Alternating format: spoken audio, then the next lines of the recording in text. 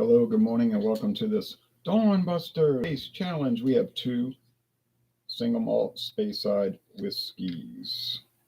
And the first one,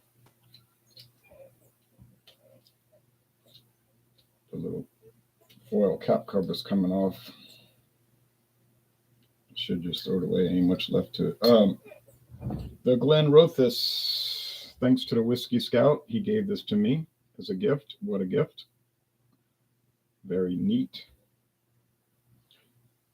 Interesting product.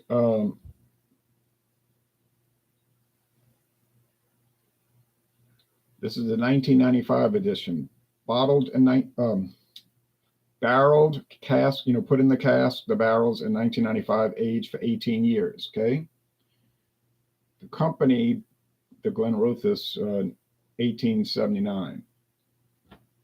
It's a Berry Brothers and Rudd product. But Berry Brothers and Rudd is like J&B, Juster and Brooks. They're wine merchants and whiskey merchants, spirits, not just whiskey. They sell gin and vodka stuff. They don't make anything. They just buy it and sell it. You look on the website, they got about 5 different Glenrothes right now, but they don't have this listed. They used to have it, but I guess they sold it all. I mean, you can buy it at a liquor store, or you can order it from Berry Brothers and Rudd. And this is going for Now, Whiskey Scout said he got a good deal on it, and that's cool because I like to get good deals too, and I don't look down on that at all, of course. But some of these places selling it for $195 and over 200. I never see it. Okay, like I don't see this product anywhere. Is it around? I'm sure it's around. It's just I don't see it. But I'm on the other hand, to be fair, I'm not looking for it. Okay. I'm not trying to track it down. Here's the competitor. Also got its foil cap cover. Uses real cork. Moisturize the cork. Not particle board cork, real cork. This is Glencullen.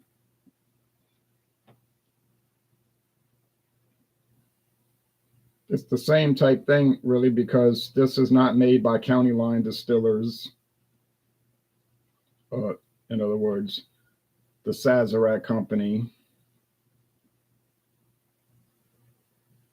In fact, it's produced for them. Sazerac doesn't own any Scotch distilleries. So who's making it? Well, we're not going to find that out. We're not going to find that information.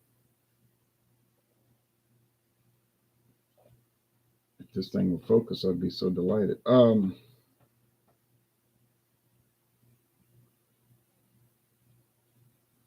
Finally it focused. All right, there it is. There's the bottle. We know it's aged 10 years. We know it's side whiskey. Beyond that, and we know it's from Sazerac. Beyond that, we don't know.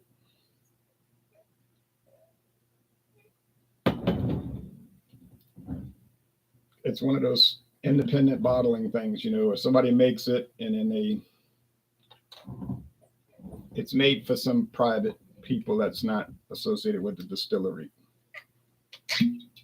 And you're going to say, in other words, it's a contract whiskey. Yeah, it's contract distilled, like so many beers. Okay, so real hunks of cork.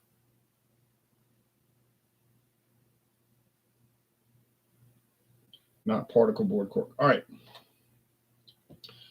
You would think an 18-year-old is going to beat a 10-year-old, but you might get fooled, and I might get fooled. But I'm not taking any chances because I'm not making any predictions. In other words, and it's not to avoid being wrong, it's because I really don't know. I didn't think the Glenrothes was exactly loaded with flavor. Wasn't nasty in any way, of course, but wasn't exactly bursting with flavor. So you take a product that's not really that flavorful and you age it for 18 years and you wind up with an 18-year age product that's not that flavorful. It's just old. You say, but you don't understand Speyside whiskey. You don't have the ability to grasp the finesse of it. That's probably true.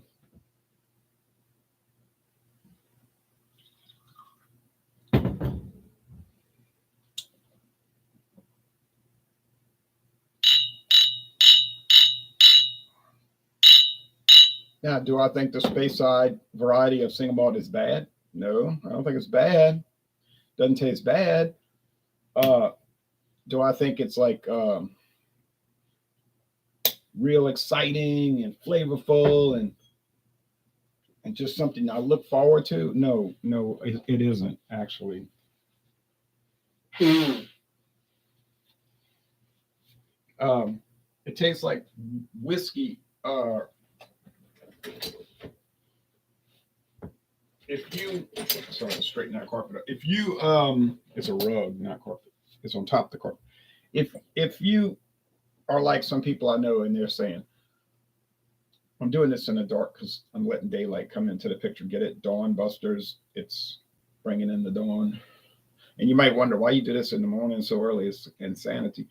It's really the reason is because it's convenient. And secondly, I don't have to worry about people calling me. Yesterday, I was trying to do things and the phone was ringing one call after the other in like 5:30 in the afternoon.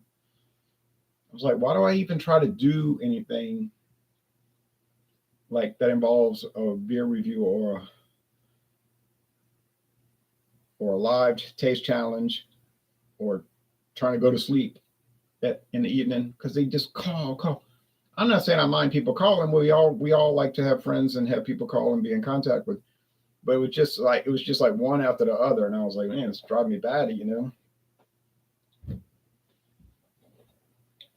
But at 5:30, it seems to work out a lot better. I wake up early anyway. I woke up at 2:45 this morning, 2:46 actually, and didn't get enough sleep because of being woken up twice trying to sleep by phone calls.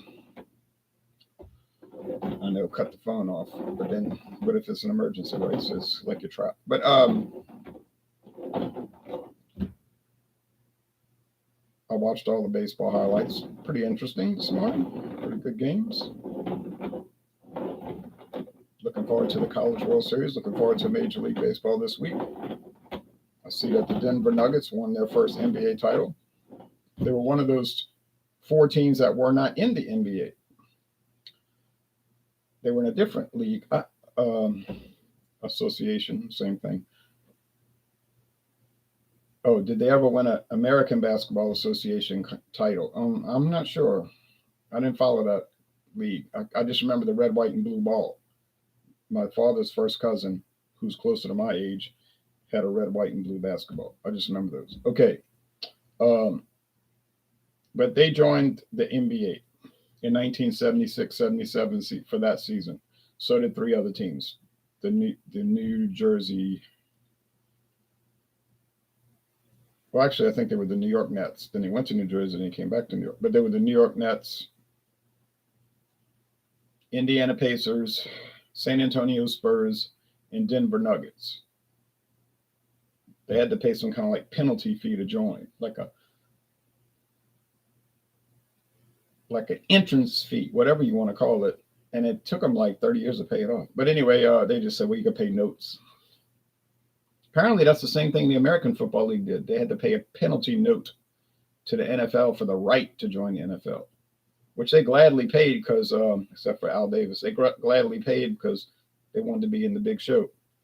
Al Davis was like saying, screw them. We shouldn't pay them any money to join their league. I can't stand the NFL. I hate the NFL. Why are we even joining the NFL? They're our enemies. That was his attitude. And he carried that out throughout his career as an owner. Like, you had this animosity towards them. They were like, this guy's such a troublemaker. Okay. WC Beer Review says, good morning, Ron. Checking in. Thank you. Thanks for watching. Maxwell says, good morning, Ron. He's in Russia. Thanks, Maxwell. Watching from Russia. Okay. Got a worldwide audience.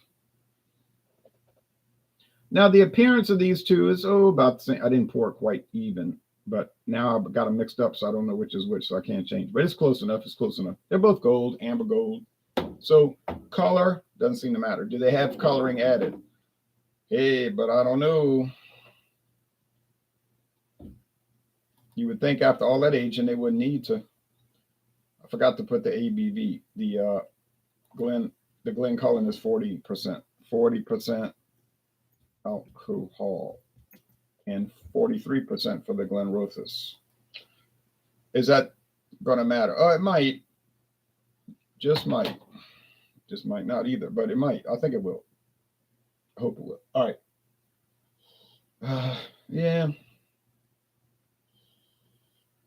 They have a similar. So if you're thinking, oh, Scotch is so smoky and inky and salt water, seawater. Well, these aren't at all. So most people I know that hate Scotch never had Scotch. So maybe they tried it once. I tried that stuff once. Oh, it was terrible. When did you try it? 1981? Uh-huh.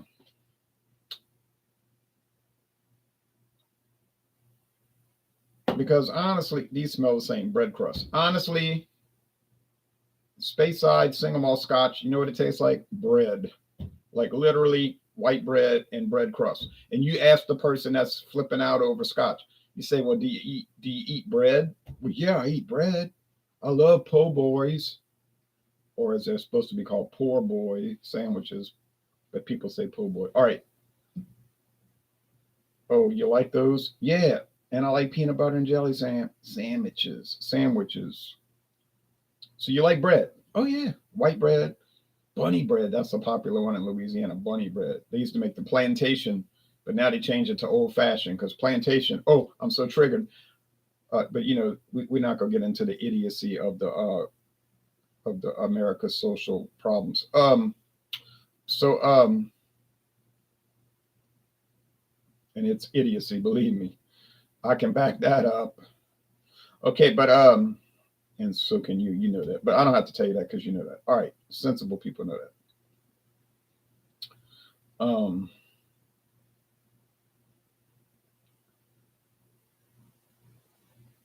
You just say, well, it tastes like bread crust. Bread, you eat it, and you say, oh, it tastes bready. Speyside Scotch, you drink it, and you say, oh, it tastes bready. See, it works. It's not elaborate or exotic or offensive or daring or hard to take. Now, maybe Speyside, okay. I mean, Isla, okay, Isla, all right, different story. They'll sit there and eat smoked pork. Oh, what are you doing? I'm smoking some meats. Oh, why are you doing that? I love smoked products. Want to drink some Isla Scotch? Oh no, it's full of smoke. But you eating. All right, but you can't. No. All right, but that doesn't mean you want to drink it. Okay, I get it.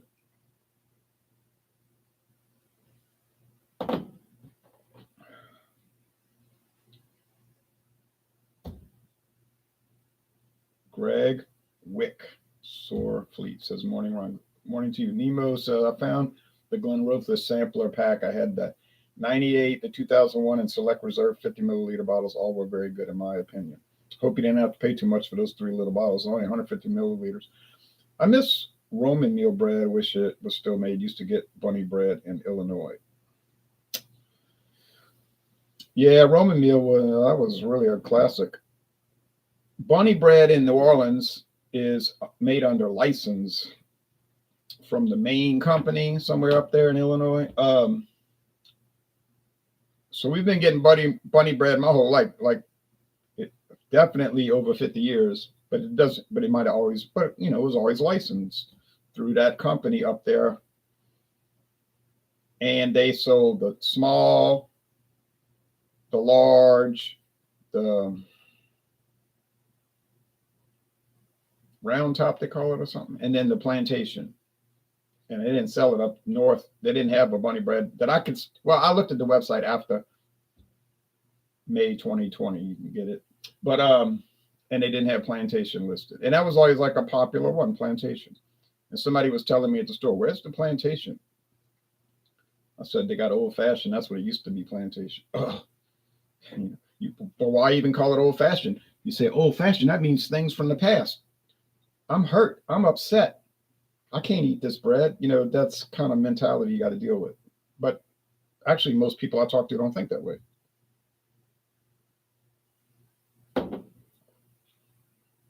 It's either the vanguard of the revolution who know what they're doing, or at least think they do, and then the few that don't have a lot of sense and they just let along, like, oh yeah, that's wrong. And it's like, can you explain why? No, because I can't think. I can see that. And it's a shame because perhaps if you hadn't deadened your thinking ability, you could think down the road or something. Or I don't know. Who knows? All right.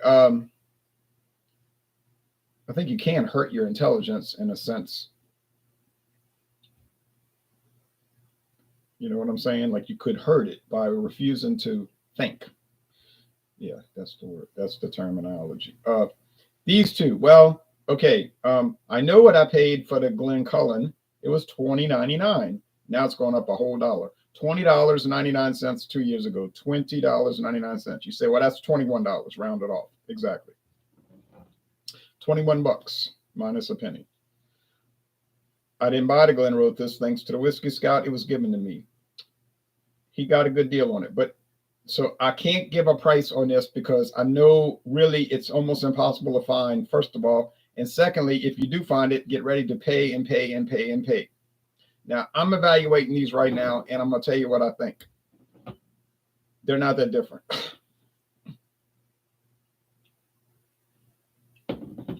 Now you say, that's it. You're kicked out the club. What club is that? The Respectable Whiskey People. I get it. Yeah, oak, white bread crust, obviously whiskey, a generalized flavor there. You know what I'm saying? Like you wouldn't taste this and think, oh, that's rum. No, you're not going to think that. You wouldn't drink it and think it's brandy. You wouldn't drink it and think it's gin. You wouldn't drink it and think it's vodka. You wouldn't drink it and think it's anything but whiskey, right? So then now you might have trouble narrowing it down, country and style or type. Okay, fine, but you're not going to think it's anything but whiskey. Beyond that, though, you're not gonna say, oh, I just can't. This stuff is amazing. I just can't believe it. No, you're not gonna say that. I hope you don't say it. All right. Over here, it's the same story. It's just ordinary, generalized whiskey. Single malt. Okay, so it's all barley malt. Great. That's great. That makes me better than you because I'm drinking single malt and you're drinking blended and you don't know and I do. And I got the secret. I found the secret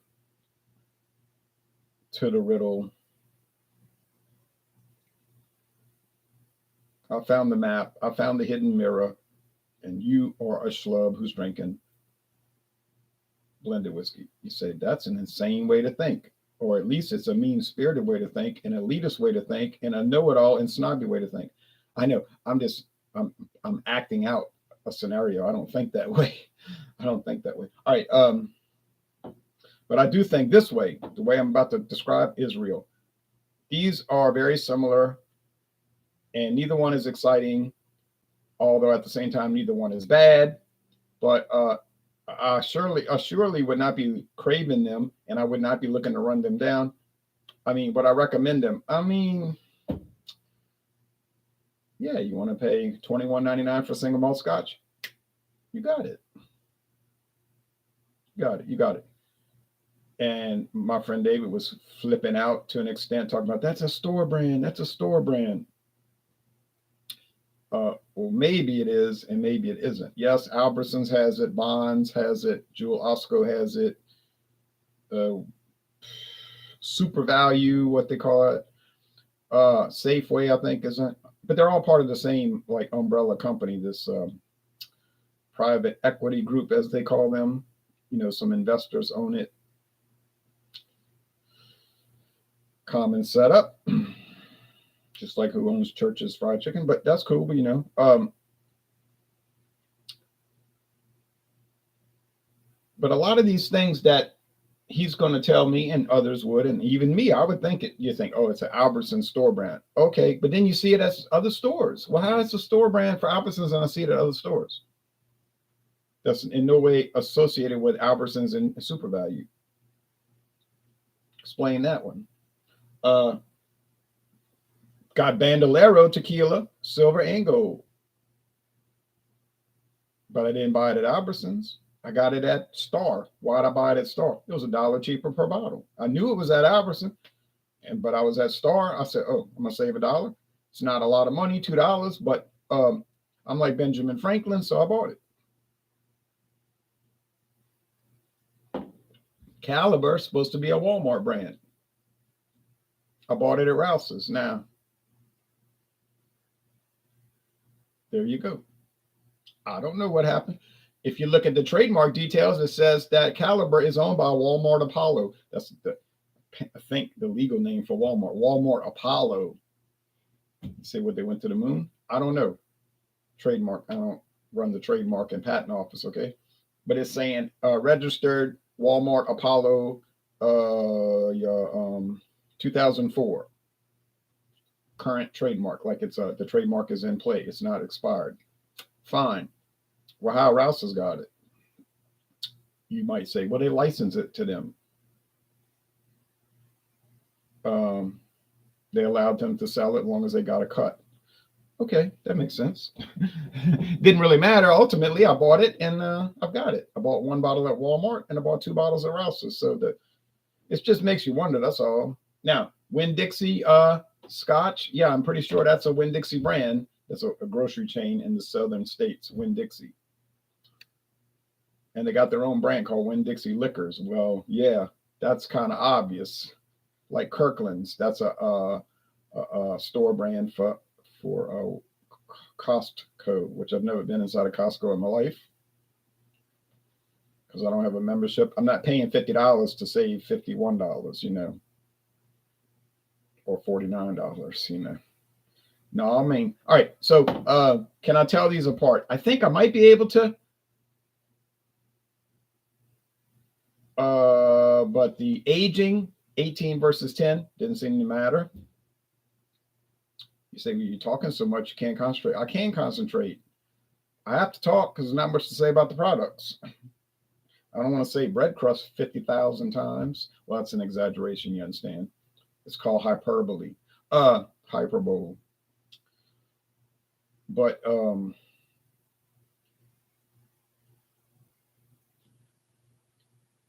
the proof didn't seem to matter either. So 43% versus 40 didn't matter. 18 years in the barrel versus 10 didn't seem to matter. Price, big price, little price, didn't seem to matter. So you say, well, in that case, I'll just get the cheaper one. That's what I would do. I would do the same thing. Why would I pay exorbitant amounts of money for something that's no better than the cheap one? Answer, short answer long, I wouldn't do it.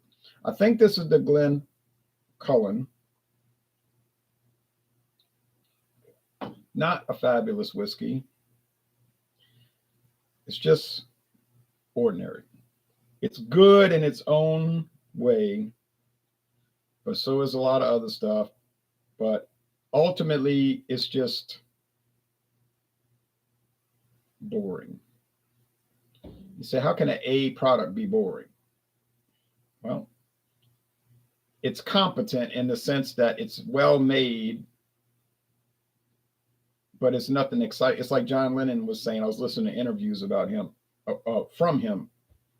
He was saying, I can make albums that are competent because I know how to make songs. I can just make a song to make money because they say, oh, you need a song. I'll make it. He said, but there's no soul to it. There's no, it doesn't come from the heart. It's just, like you say, hack work. He didn't use the term, but that's what he meant. I'm just hacking it out. They said, oh, you got to make an album? Okay, I'll make an album. And he was talking about the album Abbey Road. He says a competent album, and technically it was very good. And, oh, this song was right. He said, but to me, there was no life to it. There was no soul to it. That's his words, not mine. He said, I just He's speaking for himself, not the other three. He said, we just made the album because they said you got to make an album. Okay, we made it. That was his feeling about it. It was uninspiring, is what I mean. But competent.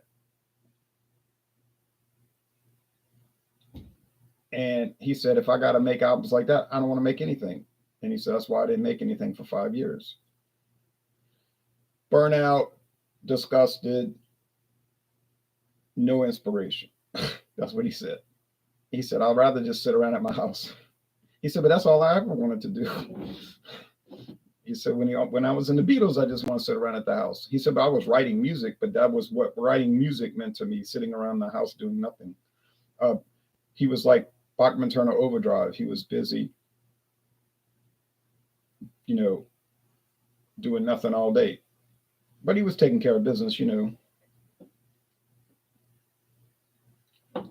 But that's you say, why are you bringing up that story? That's because I'm trying to relate that thinking to this product. Okay, I think you get the point. Maybe I'm not explaining it well, but competent, but not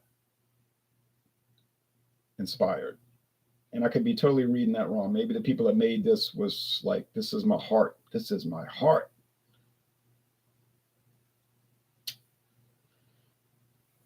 I don't really think that is what happened. But okay, but it's fine. But I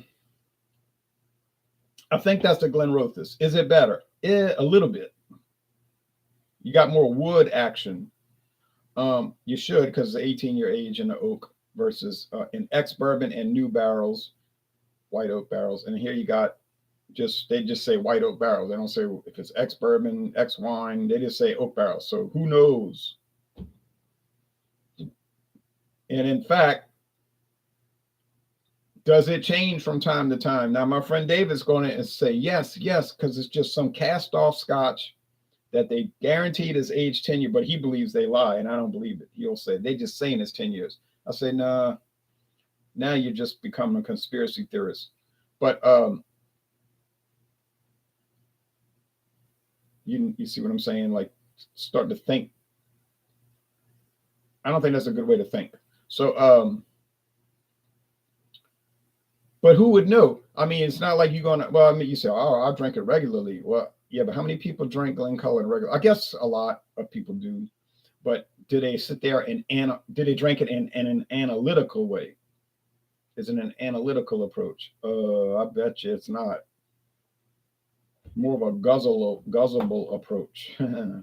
Okay, so I'm going to give the win to Glencullen, not because it's better. It's not better. It's not even quite as good, but the margins are minimal here. It's because it's a lot cheaper. So there you go. Got it. So there was a higher quality for the Glenrothes, but it was almost not even worth talking about. Now, I know that sounds terrible, and you're like, you're wrong, because that was a gift to you, and you shouldn't be talking about that like that. Yes, I should be talking about it like that, because when the Whiskey Scout gave me a gift, he is not the kind of person that's going to say, oh, since I gave it to you, you got to trumpet it. Talk about how awesome it is. He doesn't think that way. I guarantee you, I don't think that way. If I give you a gift of a whiskey or a liqueur or a wine, I never give wine to people because people never like anything. They're like, oh, I hate that stuff. Or I do give gin or beer, which I do give beer gifts. I want you to call it as you see it. I don't want to, tell me straight up if you think it's excellent, good, average, poor, or undrinkable, which is a very small chance of that happening. But yeah, I want you to tell me. I don't want this business about, oh, it's wonderful. Why are you saying that? Well, I felt funny because you gave it to me. No. Okay, now last comments. Greg says, I'm surprised 18 years versus 10 years doesn't seem to matter. It matters, but it's so small, it doesn't matter. You know what I mean? I agree. Price is not always an indicator of better quality. Wick also says, been to Liverpool many times, and I have the same guitar John Lennon used in my collection. And Epiphone Casino. Nowadays, a cheap $500 guitar price did not seem to mean the guitar wasn't great. Yep. So it's more of a mixer. It might be. I don't ever make cocktails, so what a mixer is to me is meaningless. You know what I'm saying? I do the mix up videos, but I just found something super cheap for that. Like I wasn't even going to use anything approaching what people consider quality. I used that Nikoloff premium vodka with premium liqueur, the green label. It's working well, but it is working well as a mixer. You say, but you're mixing it with Dr. Pepper and Frosty Root Beer. Exactly. So it's working fine for that.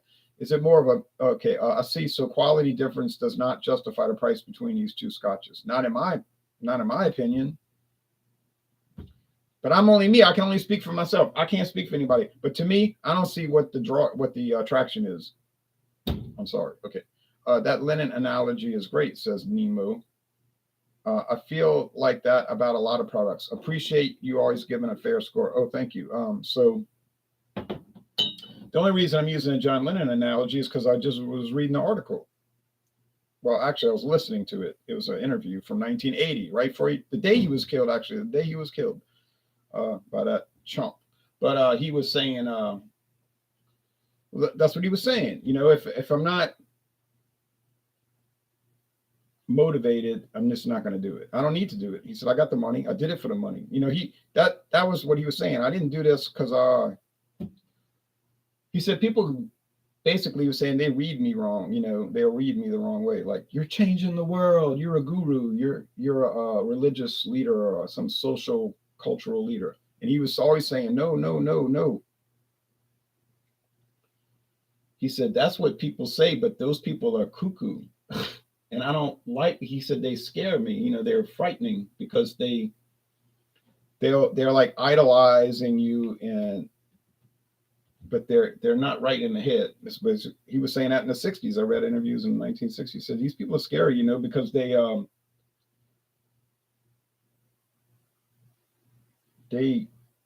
worship a rock singer. He said, that's not right. And he said, secondly, and he was always honest about it. He was saying, I just make up a song because I figure it'll sell, like it'll make money. And like he'll just say, I just put words in there. They sounded good together. And it's just a record album or a song, a single. Because I'm watching the news or I was reading something about some socialist march or whatever. Or I was just trying to aggravate people. He said, you taking it like it's I'm some kind of like Mohandas K. Gandhi. He said, that's not what he said. And he did say even in the 60s, well, why did you do this? You know, what is this great quest? This ultimate goal. He said, well, if you want to call chasing girls and trying to get a lot of money an ultimate goal, okay. You know, but he said it's scary because the fans are like, but you made Imagine, man. And I get the same thing with beer reviews. I don't understand. Some people are crazy. You know, they're like, oh, your beer reviews inspired me. And I'm thinking, why would a beer review inspire you?